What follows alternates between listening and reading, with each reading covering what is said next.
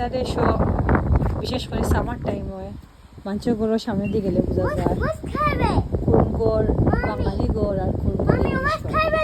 এই গড় যে বাঙালি গড় হ্যাঁ আই ডোন্ট নো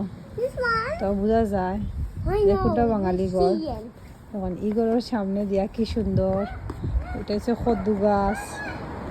এরপরে গিয়াও তো ডুগি পাতা এরপরে আরো কিতার গাছ পটলের গাছ মনে হয় আল্লাহ জানে এরপরে আরো দেখাই ওদিকে যে সুন্দর আছে লাল শাক কি সুন্দর লাল শাক বসাই রয়েছে গিয়া এটা মনে হয় কদু গাছ হইব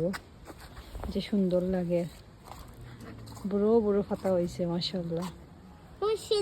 সুন্দর লাগে